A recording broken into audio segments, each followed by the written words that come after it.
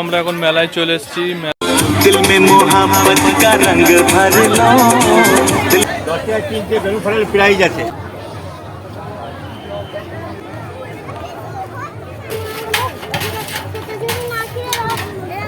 মেলা থেকে কি এনেছি চলো তোমাদের দেখাই। এটা একটা হাত চুলকানোর, এটা চুলকানো যায় এরকম ইলেকট্রিক হাতের যে হ্যান্ড পাখাগুলো এখন হয়েছে, এই পাখাগুলো একটা নিয়েছি।